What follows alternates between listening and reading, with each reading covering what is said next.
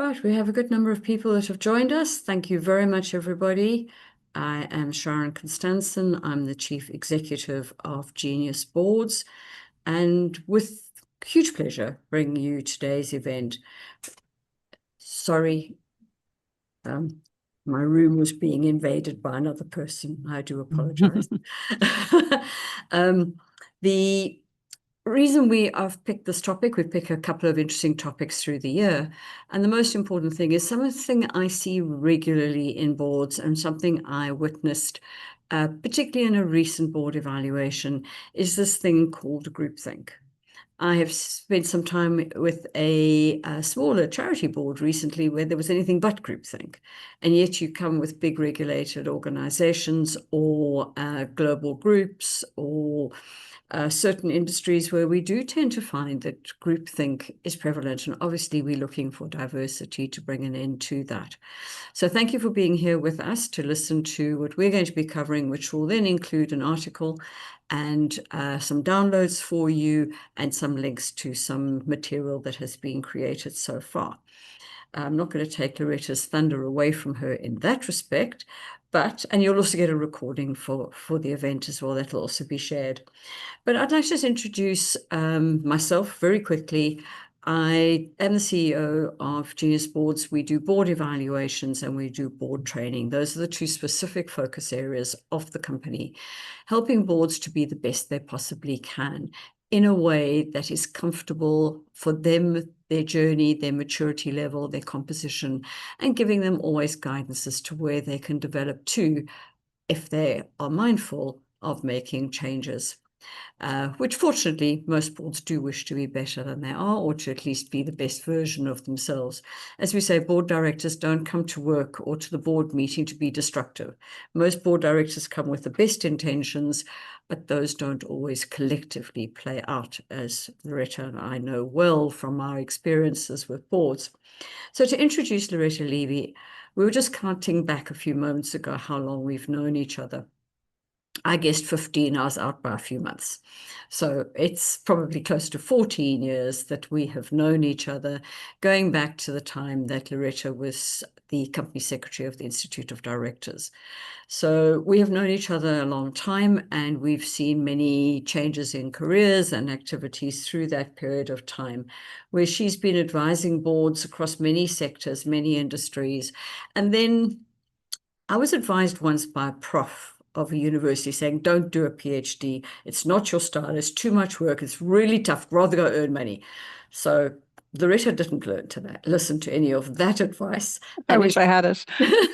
Suffering some of the consequences of that now, which we all do if we're doing pro bono work, trustee work, and doing things that we love and feel passionate about, which Loretto does. So she's been involved with boards and knows and understands and sees from 2 decades of experience how it is so critical that our boards are functional, they are effective.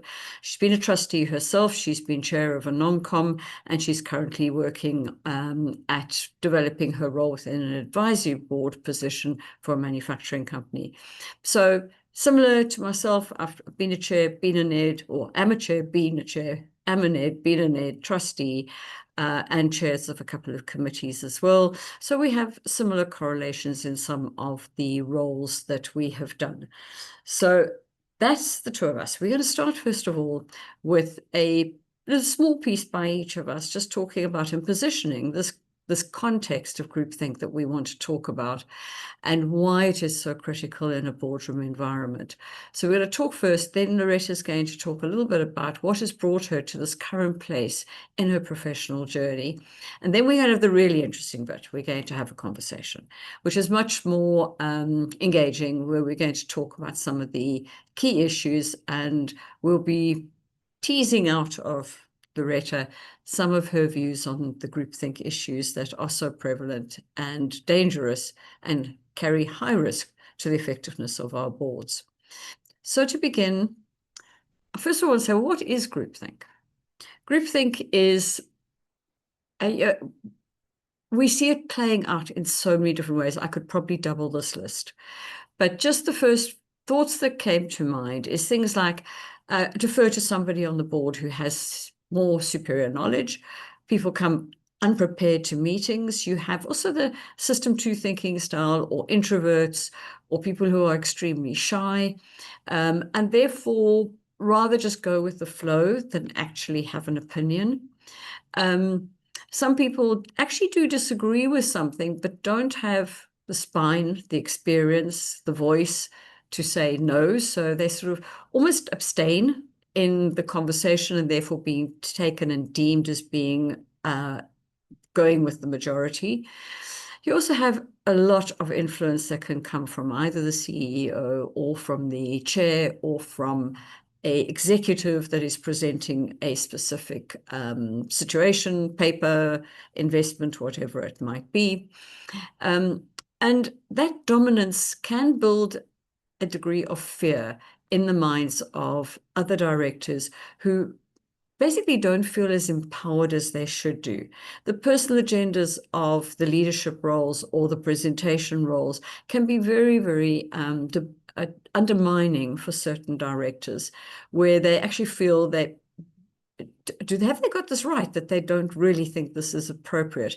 And I've seen a situation where a non-executive director did disagree with something, and the outcome ultimately was 3 or 4 absolutely probably the most abusive board meetings I have seen. Lots of shouting and lots of undermining and being extremely personal to the individual who had dared to say they didn't think this was a good idea. Then having conversations offline with the chairman, who said, well, actually, I agree, and then putting that poor director in an invidious position back in the board meeting of not standing by them. So I've seen it really play out very badly. And the ultimate outcome on that particular incident is the chairman sort of suggested to the NED that they didn't really fit in anymore. So we've also got to be very mindful that was not a safe place. But the person did stand up for what they believed in, but that doesn't necessarily give you the right personal outcome. So we've always got to manage this extremely well. We also see this happening where a chair is adamant of having consensus. So it's actually easy just to, oh, I agree. Yeah, it's going to go through anyway. We've got a majority. So what if I say yes? Because actually it's the majority that should be, not a consensus. The other issue we have is people influence. They come from the same mold. People are all the same industry knowledge, or I've got too many accountants in the room. There are all sorts of other things that can influence us. Short of time, I've often seen the agenda put the heavy stuff at the end, so there's no time to debate it, just make a decision, which obviously as COSECs in the room present here would say absolutely the opposite should be happening. Lack of information, personal risk, as I explained an example of it, and the whole governance process is failing. So why does this all still exist in today's boardroom environment? It's absolute nonsense. We shouldn't be seeing this sort of thing happening. And I think one of the key things in my research that I've done is we're hiring sometimes the wrong people, right from chair downwards. And people are weak. People want to fit in is another thing in the way they are behaving. But we obviously are not doing our due diligence, and the headhunting process is not working. We appoint a mate. I mean, we see board effectiveness reviews done by a mate because it's much easier than having somebody do it properly. There's also the issue of psychological safety. We do see bullies in the boardroom. We do see weak chairs. And the example I gave a moment ago includes both of those. There are consequences. And it's then, I think, in today's day and age, hopefully the kinds of things I witnessed in a board evaluation 12 odd years ago, hopefully you wouldn't see that happening to the same extent today, but I wouldn't promise that it doesn't happen. And the fact is we've got to challenge, not judge. We've got to debate, not state. And these kind of things are quite important to be able to do the role of a non-executive director in a safe environment. But if it's not safe, you're going to really struggle to get that done. And the other thing that we have, and this is the sort of governance side of it, where that fails on us. So we've got people in the boardroom who are not trained to be there. They're ineffective. And the amount of training we do is quite amazing to realize people have been on the board sometimes years and actually don't realize the consequences of their behavior, what they should actually be doing, what they're actually accountable for as a director. Now, this is a whole session itself. We're not going to go through it, but this is the decision-making model that Genius has created, where we talk about the processes, the 6 A's plus the decision and the 3 further A's that follow, because the blue ones are a model that we have built upon. But irrespective of that, we've got the people and the information and how that plays out. And people is how they're influenced, they're biased, how we are made up, what's our DNA, our belief systems, our values, our personal agendas, our diversities. How do those all play out?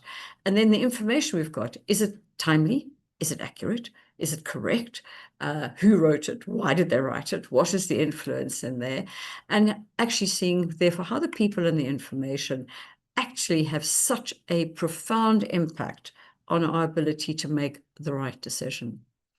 So we say to directors, please step up and speak up, which, as we all know, is sometimes one of the most difficult things to do, particularly if you have not become informed and prepared by checking with your fellow colleagues. Are you the only one that thinks like this? Are you alone on your own and now are going to get attacked when you bring up this comment? So we always encourage directors to spend social time together. One dinner a year even is better than nothing. Have time where you can actually turn to one of your colleagues and say, I'm really worried. I have a concern. And we talk about this as an opportunity for the board to do the triage conversations. I'm not going to go into that now. You're all welcome to contact me if you want to know what that's all about, but a safe place post the board meeting to discuss the difficult topics. So there's no such thing as a difficult topic anymore. So therefore, our directors should be empowered. They should be respected, they should be listened to, they should be given a safe space to speak. And we talk about the 2-3 minutes kind of time that you should be able to give people. Don't speak over people, don't interrupt people, because if you do, they're going to try and rush it and not get their point across. And then you'll get eyes rolling and all sorts of things that go wrong. And we do say to directors, you have spent time getting to your viewpoint. People around the room, particularly that you are challenging, that person, CEO, finance director, chief executive, they haven't been on that journey with you. So don't expect them to be in the right place when you blurt out the question you want to ask. Rather, take the journey. I thought this, then I considered, then I researched, then I had a look at, then I asked, and I'd like to just ask you your view on. Far better way of getting a positive answer than saying, I disagree with you, why did you do it? And invariably not that politely either. So we do ask directors, do less of the talking and more the asking why, and let the person talk. Let them define their reasons and rationales for things, because invariably you will find the truth by them doing the talking, not you telling them they're not in the right place. So the challenge we have as chairman and chairs of committees and boards is we want to be cohesive, we want to be collaborative, we want to be a team, but we need to be considerate, we need to be respectful, we need to listen, but we also have to challenge. And we're not allowed to all think the same thing, because otherwise sorry, my light's gone off in my room, so obviously been sitting down too much. So that's where the role of the chairman comes into this equation, is making sure they set the culture, they empower everybody in the room, they mentor and coach. And then we encourage a lot of directors to find a buddy in the team, somebody they can talk to. It might even be the company secretary. And the other thing we encourage chairmen to do is actually find a spanner. It's also known as the devil's advocate and various other forms of that. Find somebody to disagree, and convincingly. And they may not believe it, but ask them to do it anyway, because then you might get to be able to allow the conversation to broaden and not sit in that we all agree, we're all nodding, and nothing's actually being discussed. So we have to think independently at the same time as being part of the pack we looked at earlier. The pack is there for a purpose. It's extremely focused on the end game, the strategy of this organization and its profitability. So it is really important that we as directors sit in between all of that, being inquiring, being curious, doing our own research, making sure that we have our facts and we are helpful to the executive. There's no point being on the bridge. They're down in the ship and we're doing nothing except twiddling our thumbs. That is not what a director should be doing. So making sure that directors do bring value. It is important to listen and to listen to the various points of view and be ready to change your mind. You might just find that's the right answer. So we always talk about taking our nuggets back to the office. I hope at the end of this 1 hour with us, you will have a nugget or two that you're going to take back and do differently when you get back to the office environment. So I thank you for the few minutes you have afforded me to talk about where I see groupthink panning out in our business environments and our boardroom environments.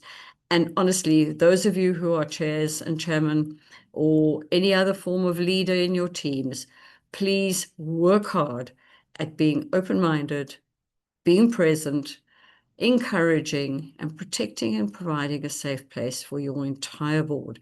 That is, I'm exaggerating, but 90% of the value of being a director gained already if you can achieve that environment, because within that, the directors can get the job done that they need to do. So Loretto, I hope I've given you a moment or two if you'd like to share your slides. Thank you very much. And Fantastic. thank you. Looking forward to hearing your version, and then we go to questions. Yeah, no, absolutely. And I think obviously myself and Sharon have talked quite a lot of times over the last 15 years, 14 years about board effectiveness. And I know we're quite aligned in our approaches. And an official thank you also to Sharon, who actually really fed into the handbook and the consultation as well. So many thanks for that. So what I'm going to do today is talk about the board behavioural dynamics, but talk about it within the context of groupthink. I think it was really nice, that slide you had that talked about, the wrong people and, needing psychological safety and needing directors that were trained and empowered, because that's, they're the real key things that we're looking at here. We're really looking at the underlying processes for engaging the board and making them that cohesive, collaborative team that can challenge respectfully. So our research, hopefully, there we go. Our research addresses two important gaps which are related to this. Boards recognise the importance of their internal dynamics. However, while much has been done on a board-by-board basis, currently we have no name to explicitly identify this important aspect of board effectiveness. Anti-groupthink, I don't think works. And we have no detailed how-to guide.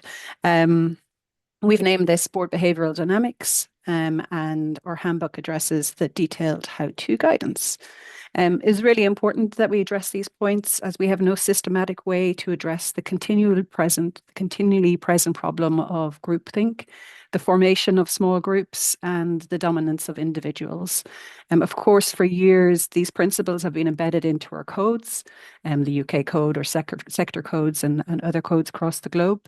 And this is by means of diffusing the power between the CEO and the chair by separating them, and by having committees, by having separate leaders of those committees, and by bringing outsiders into the board, so independent directors. However, groupthink is going to continue because it's something that's really core to the group. It's really core to the group because it's people. So I know,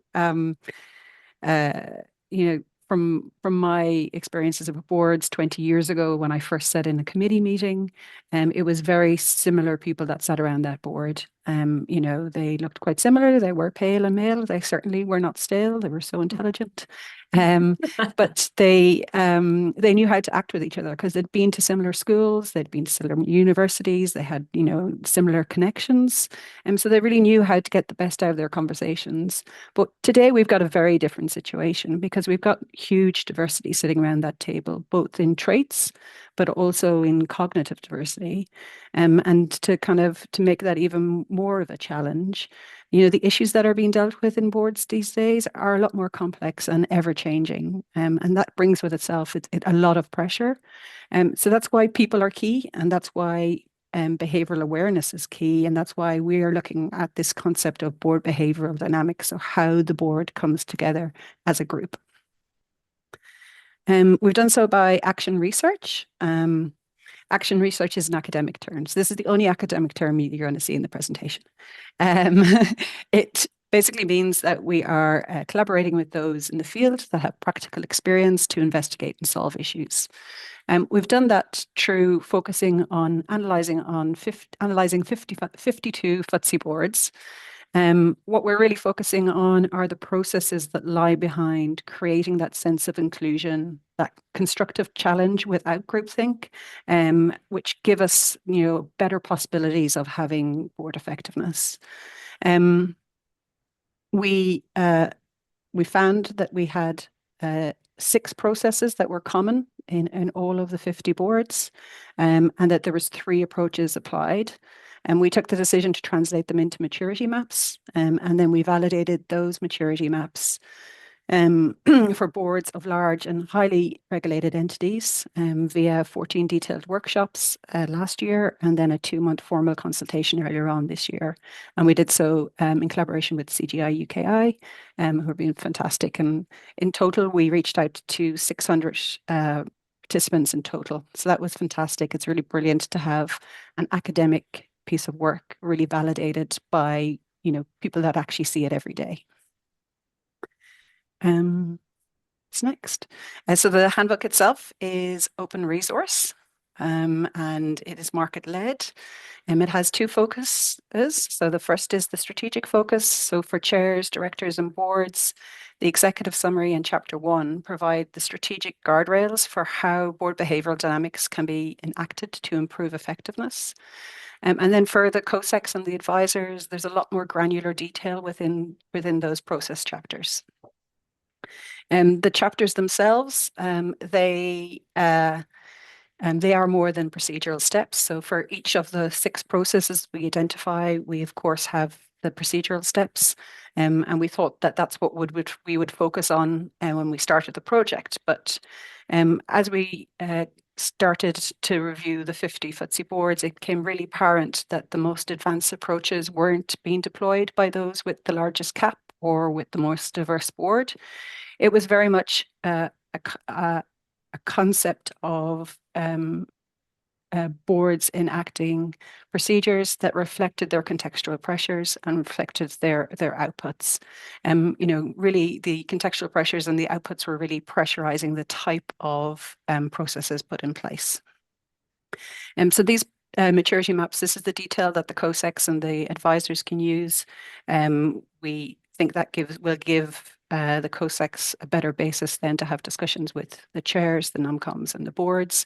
And we believe this a good conversation can be held at that level, that strategic level, by utilizing the maturity model. The intention is that, so we have 3 levels of 3 approaches. And our intention of the handbook is that we're really encouraging everyone to adopt a best fit approach. So really we're considering the board's specific circumstances. So considering those contexts, considering the procedure steps, considering the outcomes, really what is the best fit for your board, rather than seeing extensive as a kind of a universal target. I'll just reflect just for a minute or two on what each of these are. Obviously, we have the 6 processes along the left-hand side, and then the matrix is divided into the 3 types of approaches. Baseline is basically it's basic diligence. It really is more about an awareness of the processes and implicit conversations rather than active engagement. Adaptive is moving into more explicit conversations and really focusing a bit more on the kind of the strategic needs. And then extensive is really about talking about those strategic needs, but also integrating the interpersonal relationships of the board. Baseline is probably suited more so for boards that are in a steady state. Those that maybe have just come to listing or those that have a dominant presence. Adaptive is probably more focused and more appropriate for those that are undergoing some change. Commonly in response that we saw common responses to strategic product and market pressures or anticipating those pressures. And then the extensive Extensive was quite a small amount of our sample, and in our consultation we saw that come true as well. It was a small amount of people that are applying these processes, and it was really for those organisations that were really going under significant change. So quite an interesting kind of diversity there. And really what we're trying to say is implicitly what we've seen is that people are reacting to their pressures, and what we want to move to is actually being more explicit in that view. And that's why we've put together 3 recommendations. The first, no surprise, we'd like people to adopt our handbook architecture. So that is looking at the ecosystem. So of context, processes, and outcomes. It's looking at the 6 processes. It's looking at those 3 maturities, thinking about proportionality and best fit, and then having clarity on responsibilities. In our consultation, it was really clear that that clarity and responsibilities was probably important enough to make into a separate recommendation. So we have recommended that we have NomCom core functions clarified as those 6 core functions, but also the enablers clarified also.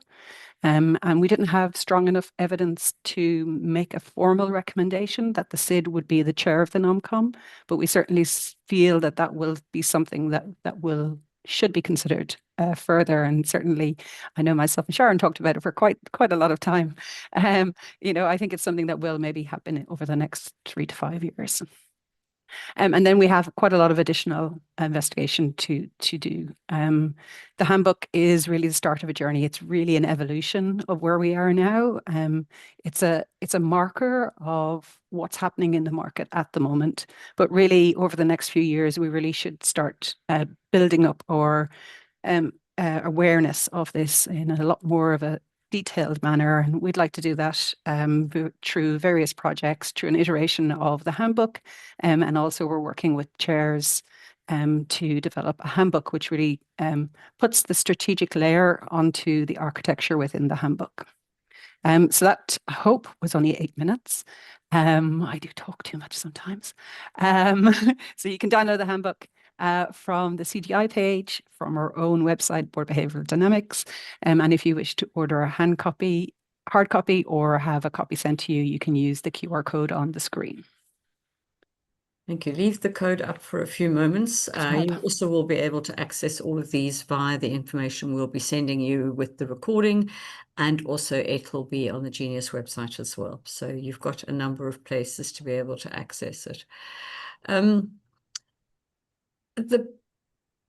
The area you talked about in your recommendations, and I'm probably your biggest supporter for recommendation 2.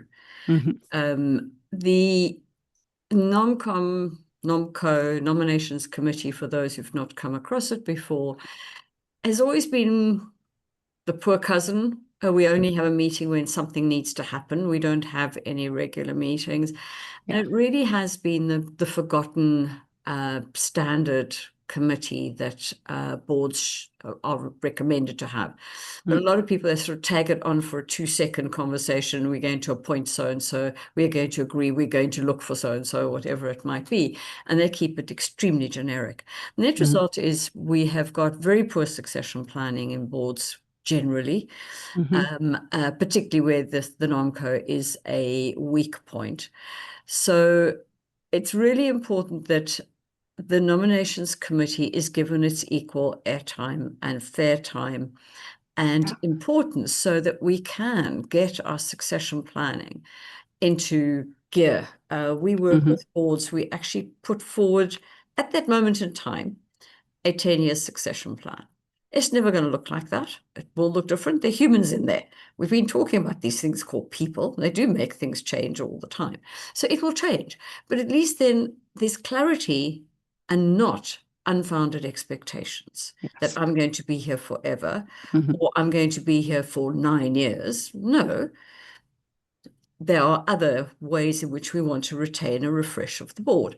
So it is very important to have that very clear for organizations, and actually look at the NomCo as being the HR company secretary, people level of the business guidance to the board so they get the right people on the board. That will help so much in removing our groupthink in the first place. Yes. Anything specific you want to mention about the nominations committee at this point in time, Loretto, because it is such a critical one. Where do you see HR and COSEC, for example, working their territory and objectives and deliverables in this committee? No, absolutely. That's such a key question. Another one for another hour, I think, as well. We're really, really clear in our research that the COSEC has the function in terms of, anything to do with the chair and the non-execs. And key point and a key reason for that is because if you have HR involved in the appointment of in charge of, obviously it's great to have them involved, but if you have them in charge of appointing, if you have them in charge of the board evaluation, there is quite a bit of danger that you have quite a bit maybe of message drift in from the CEO. Who is that person's line manager? It's just a fact of life, and again, it's people. It is absolutely 100% important to have that level of separation. Now, I will say that I'm talking about organizations that are slightly larger and that maybe have some regulation. There are smaller organizations where the COSEC activity is quite rightly fed through finance or fed through HR. But when you start becoming large enough to have a need for an independent board, whether that's in profit or not for profit, you really you need to start kind of thinking actually about how to facilitate that and how to facilitate their non-executiveness, which is totally not a word. But yeah, absolutely. I think the things that you were talking about in terms of what non-com should be aware of. I'm just going to flick back up into the matrix. We absolutely 100% believe and have found from our research that these 6 processes are common to the base 50. They were validated with the 600 that took part in the consultation over the last year and the workshops last year. And they are absolutely core to what the NomCom should be doing. They should be appointing, they should be overseeing the induction training and development. They should be doing ongoing evaluation, so annual evaluation. They should be looking at their succession plan, as you just said, and you can see that there's actually 3 variations of that. You can just focus on rotation, just be mindful of when people are coming and going. And if your board is a steady state board, that might be okay. But then you can develop into strategic requirements, which are the adaptive approach, or build it further into having those time horizons in the extensive approach. But fundamentally key to actually knowing where your board is going. And that succession is a big part and big input into composing and designing when you're doing it in the more mature approaches, which is fundamentally key. I think there's quite a lot of focus in the UK in particular on diversity. But what Ruth, my co-author, is a professor at Henley, she is very focused and very clear on the need for delivering strategic inclusion, not just delivery. It's not just the matrix, it's actually how do you make that diversity work. And then the final one, which is a really, really interesting process, is reappointing. In the baseline approach, this is being done really implicitly, and it appears that directors have their own say in when they're coming and going on the board, which is really may not be as effective as one might hope it would be. You then move into a more adaptive approach where you're looking at fit of skills and a fit of strategy, which works really well.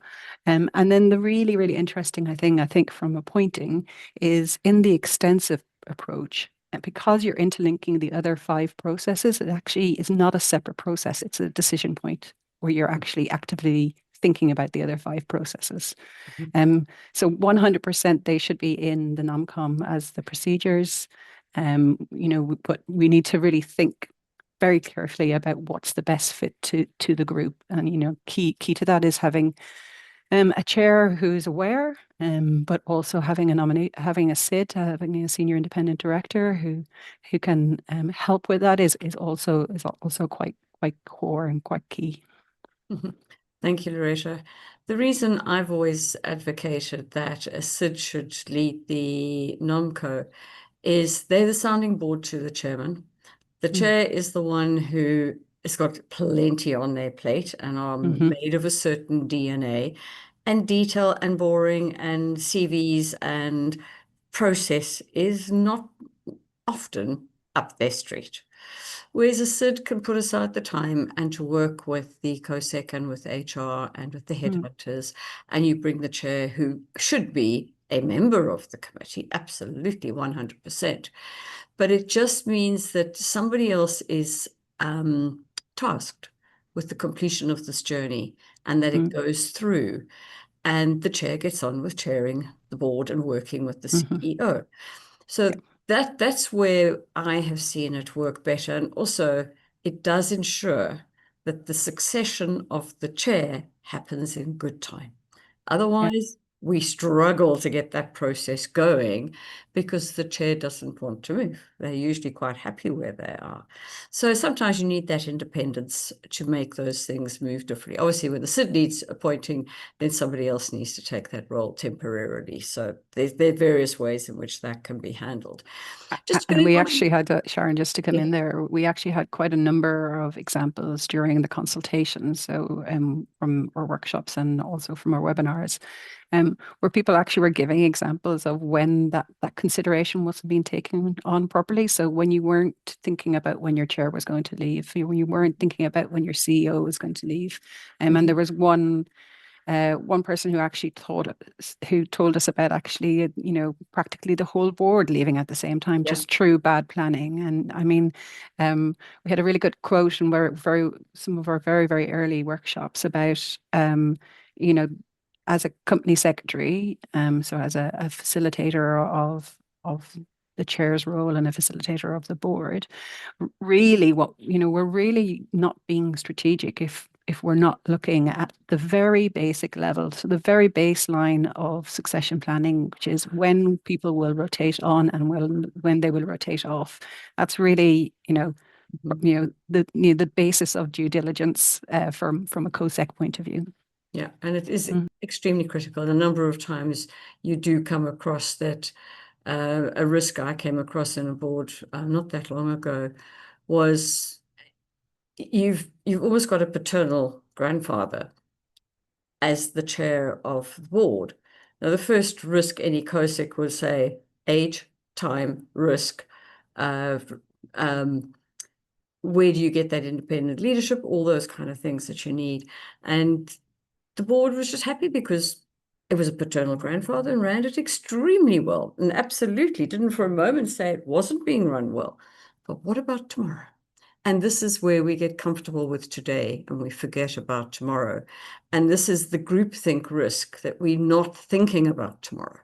And we're all just saying, well, it's comfortable now. And absolutely, that is a risk.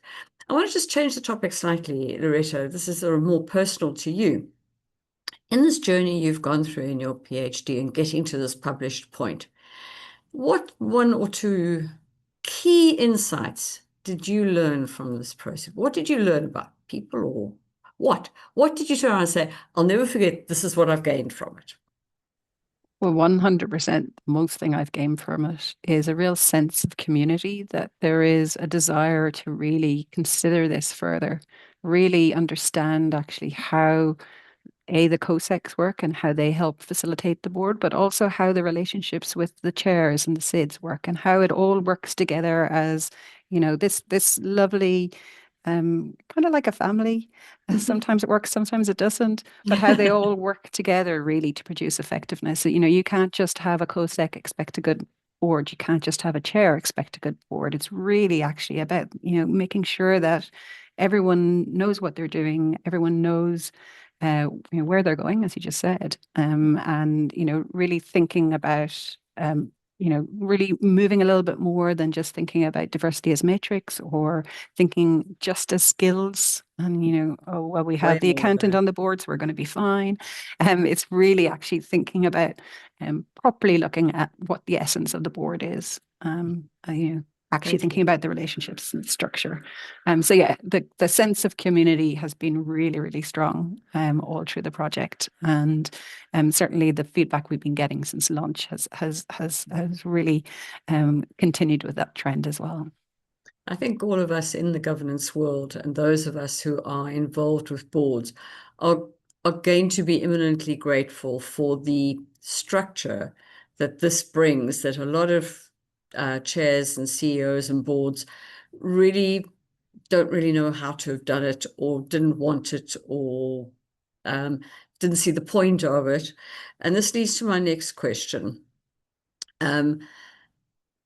If you say to a chairman, for example, and you say, Chair, I honestly think you need to be more behaviorally aware as your team of directors, yourself, your CEO, your finance director, and the rest of the team.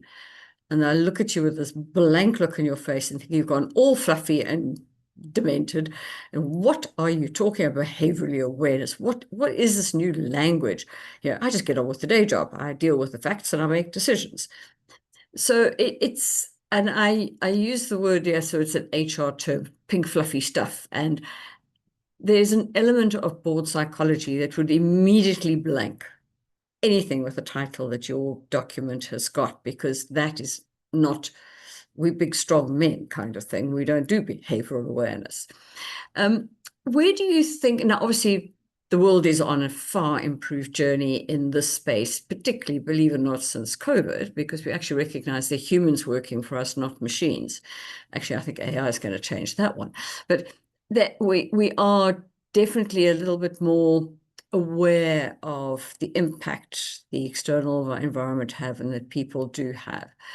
How do we help a large element of our boards to become more mindful, is probably a less fluffy word I'm trying to find, that will help them be more effective? Yeah, no, I think that's, I mean, it's such a good point. I think why we say that the chapters, so each of these processes has a detailed chapter with that really detailed maturity map. Why we say it's for the COSECs and the advisors is actually they love that detail, they love the granular detail. But actually, if you were to work through a 2-page map for each of the processes with a chair or a nomcom or a board, I mean, you'd lose them after 2 minutes. And it's quite right. You know, that's what the role of the COSEC and the GCs and the advisors are there for. It's there to facilitate the discussions with the chair and the board. So it was quite interesting when we've heard the feedback from the consultation. We really heard about 3 types of chairs. A very traditional chair who didn't want to change, and was really a barrier to progressing across the maturity approaches. You had another chair who was really enthused with change and just really naturally knew how to do this stuff. But you had a really quite substantial amount of other chairs who wanted to make progress but didn't know how. So what we're trying to do with the handbook, and it's called behavioral dynamics. Gosh, I went through so many names, but that's what we called it. But what we're trying to do is, really establish that base architecture, and that's really process up. So it is detailed. In the executive summary, we have this nice overview, which kind of goes into a lot more detail of how and why in 2 pages this maturity matrix can make a difference to your board. And that can be used, for those discussions with those chairs who are engaged but not sure what to do. But we're working on this extra project, which is the 3rd part of my PhD, which is in interviewing chairs, interviewing advisors, COSECs and GCs, and really talking about the strategic layer that sits upon this. I think in your slide earlier on, Sharon, you said, how do we make the board more effective? And in there you were talking about the board working together effectively, potentially using these processes, but also having like that shared understanding, that shared belief. And I think that's really what we're investigating in those interviews. As I said, this is an evolution. this isn't the answer to everything. It's part of the puzzle. And hopefully we have a white paper next year, next summer, which helps a little bit more kind of from the chair perspective. Well, everyone's going to have to come back to the conference again, won't they? Yes. You want to unshare your slides so people Sure. can actually see Yeah. us, not as little matchboxes. Oh, hey, that's what you look like. The other thing that you talk about, and you use the words in your handbook, inclusion, challenge, and board effectiveness. One of the things that I have sort of, one of my missions, we talk about DE and I. And I said, actually, typically like ESG is also the wrong way around. We have to have an inclusive mindset first. So if we haven't trained our existing directors to receive diversity, receive differences of context, opinions, cognitive thinking, different people look different, say different, think different, we then have to obviously have HR policies and everything, processes within our organization to deal with equity and treating people fairly in the right way according to the way we all think now. And the outcome would be effective diversity.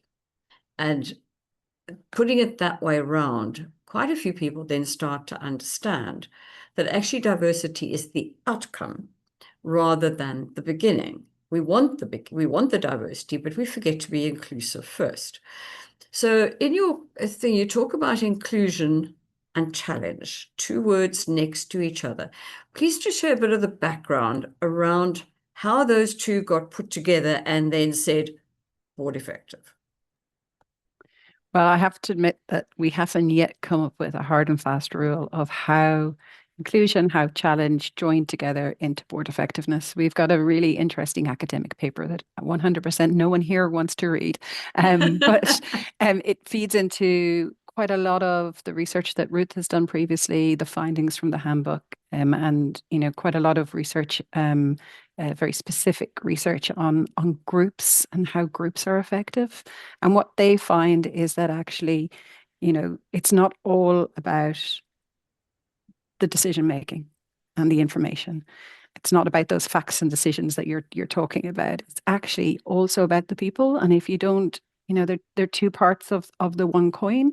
If you don't factor in both, you're not addressing your effectiveness properly. And I think where this becomes really, really important is, Ruth's research and now the handbook is really clearly showing that actually as you become more impacted by your external and your internal contexts and your pressures to perform, pressures to perform within the company as well as a group, your levels of facilitation increase. That increases the pressure on the chair, that increases the pressure on your nomcom, and you really to deliver those good outcomes. And I really like that idea of your outcome being effective diversity, because that's 100% how we see it also. Diversity is a core element of the board, but you also have the skills, you also have the people, and then you also, quite importantly, have the structures. And then the cognitive thinking. Absolutely. And they all of that. Yeah. And they all act together within the real world. So there are contexts such as, new legislation or, the pandemic or, economies falling or, industry problems. Geopolitical events. Absolutely. You're not in a vacuum. These things are affecting you and they are affecting the processes that you put in place. And the more complex you get and the more diverse you get, the more mature you should be looking at. So you should be moving towards adaptive and extensive if you are one of those boards that, constantly have difficult decisions, on their table to make. I don't know if that really properly, why did we have inclusion and challenge together? But inclusion to me is the outcome of the people side. But it's a difficult word now because obviously, all the issues in the States now, not necessarily as understood as maybe as it could be. But when I say inclusion, I don't just mean metrics. I mean, that self-belonging, that care that you get. that kind of psychological safety, as you were saying. You're not fearful of speaking up and then losing your role, as the example you gave earlier. So the people side is the inclusion, and the challenge is the decision making, and to us that's what makes effective boards. Yeah, nice combination. You've been called in to a board and it's not quite working effectively. Let's just say that. What would your advice be to a chair who's sitting with a board that everyone nods through everything? The comment you often get from a chair of this kind of board is, how effective board? We finish every meeting on time. We always finish on time. I think, well, if that's how you judge effectiveness of your board, what are you doing with that time? So as an advisor to a board, particularly to the chair specifically in this question, how would you advise them to take this groupthink environment, this really bland board they have, and make it effective? No, absolutely. I think the first question I would ask and discuss with the chair is really to talk about those contexts, to talk about the contexts, the pressures that we're seeing from the outside, the pressure that we're seeing from the inside of the organization. Are our strategies working? Are they not? And how that then is affecting us as a board. I then really think about the outcomes that are expected in terms of regulation outcomes. They're the most obvious reporting outcomes, but also the outcomes that are coming from, essentially, sitting around a board, which, if you've got a chair asking this question, then you've probably got one of those chairs in the two latter categories that I was talking about earlier on, who actually do want to make a difference. It's really interesting from the research that a new chair coming in can make a big impact. But in the sample, the chairs that were making the biggest steps in terms of their approaches to the processes were those that were new, but also had some issues in terms of markets or strategy, so that there actually was that burning platform to get the board acting more effectively, so that they are support to and challenge to the executive to really drive the business in the right direction. So does that answer the question? No, I think perfect, yeah, okay. One of the things that I find really strange when you ask a board chair, what do you want the outcome of this evaluation exercise, brainstorm, whatever it is you're doing with them, I don't often have them say, I would like to eliminate the groupthink. It's very seldom. What I will get is, can we make the papers shorter? Nobody, or seldom do I get a chair who says, I would like the team to challenge and work together as a group of diverse thinking individuals asking difficult questions. Don't often get that as the response to the question.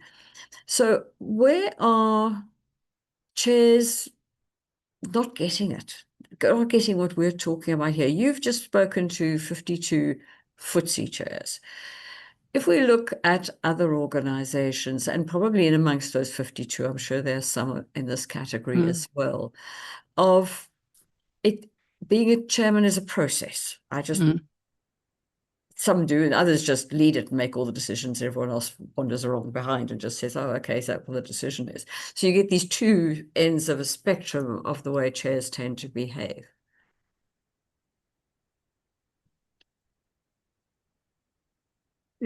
Yep, have I got you? So, yeah, okay, sorry, we lost each other there for a split second. So what I'm trying to understand is what today are we going to leave as the nugget for chairs to step up and address the fact that groupthink is probably one of the most competent wet blankets you could throw over a board? Yeah, no, how are they going to absolutely. get out from under that blanket?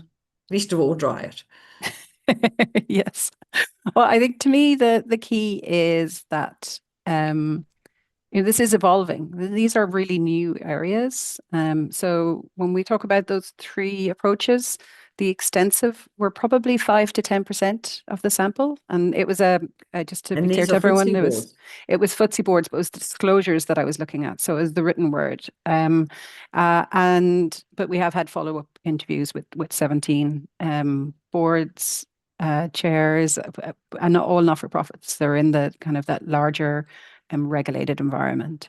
But yeah, so it's worth saying that this is emerging, and actually this extensive approach used to be called emerging, but we thought it wasn't really doing the job for us. Um, but yeah, so it's an emerging area. So this focus on interpersonal relationships is and this interconnecting of all of your processes is something that is an evolution step. And the kind of the key thing is really, I would say, is as I was just saying, like really understand where you are as a board in terms of your evolution. Are you diverse? Are you having really, really difficult conversations in terms of complexity of the base decisions to be made? And if you are both of those things, then you want to probably look at our matrix and maybe look first of all in that adaptive piece. And a really great, now this is not a plug, but a really great place to start and a really great place that I've seen in the sample of 50 people started is, of course, board evaluation. But Sharon didn't ask me to say that. Thanks, Loretto. The key nugget I would like to share in that space is, and this is generic but absolutely practical, and in many cases will not apply and could be done more harshly as well, is deem the directors to be, if they're competent, so if they're good and they're competent, it's 6 years, not 9. And it's 6 years, encourage refresh of the board so that you refresh out the group thinking quite quickly. And one of the other things we also recommend to boards is you change 2 at a time every 2 years. And by doing 2, you can make a significant difference. Whereas you change one person, they get lost in this is how we do it here, and don't have the ability to engineer the same degree of influence that changing 2 board directors at a time can do. So those are 2 little tips that we can take away. We've actually only got 2 minutes, but we've got some questions that I'd like to see. Sorry, so I didn't say put it in the chat, but not in the chat, in the Q&A, but we have got a Q&A question here, 1 or 2. The one that I wanted that came to me that I thought was quite a very valid question. Your paper and your income on it is quite academic. So the practical question is, how do I use this in an SME environment? Mm-hmm. Yeah, no, absolutely. And it is focused. It's not focused on the SMEs. What would I would say is I would use the executive summary to really think about how it reflects to your current positioning. And the baseline is probably what you should be aiming for. That would be more than satisfactory, I think, for an SME, and particularly one without a non-com. So it's very much directed at those organizations that have non-coms. We will hopefully at some stage do a piece of work that then migrates it down into the SME world. And obviously I spent 3 to 4 years in the IOD, so it's absolutely a comfortable place for me to be. But yeah, no, 100%. Just download the executive summary and then really think about the baseline as kind of that SME kind of target governance response. Last question before I ask you for your final nugget is, what happens, and I laugh at this question posed because I don't think I think it probably is often the case that we just don't want to talk about it. What if the chair or the COSEC, they didn't mention the CEO, what if the chair or the COSEC is your problem? So, and maybe this is my nugget. So hugely important in all our consultation. The attitude of the chair towards change is a key contextual pressure. If that's not right, you're there. I mean, there's no way that you're going to progress your maturity. But also, if you don't have the COSEC resource that can facilitate this, then that's also a barrier. And now that's not just the person that's in in position, it's also that that person has time to do these things, Empowered. because absolutely empowered to do it and time to do it, because these 6 processes being in nomcom, that's something that has not been in place and is not in place. So it's really quite, there are 2 quite big mountains to climb, and really you need to kind of have to start having more of those strategic conversations about the importance of people. We won't call it behaviors, people, and maybe start building your discussions from that level. What a wonderful note to end on. Spot on time. Oh no, we've gone 1 minute over. Loretto, it's been a pleasure. You and I could, as we know, could carry on chatting as we've done many times over the months ahead of now. Your work is long overdue for the marketplace to appreciate that there is some academic work that's been done here, because you know how many times a chair will say to me, so prove it. Who said? Why? Yeah. Because I don't want to do it. So it's actually quite nice for people in my position where I can come out and say, I didn't say this. I'm not the only one who said it. Somebody else has too. So Yeah. there is value to all of us in the industry Oh, that thank you. your work and effort is going to definitely pave a road towards better effectiveness in boards. So thank you for your work. Oh, thank you And I so look much. forward to Really carrying on appreciate doing it. stuff together with you. Thank you for the support, Sharon, and And thank to you all to everybody, listening. I thank you really very much for having stayed with us, stayed the journey with us. We've had a virtually 0 drop-off rate. Everyone has stayed. It's been amazing to have everybody with us here today. So thank you, and enjoy the recording for those who weren't present now. Bye-bye. Thanks all. Cheers. Thank you.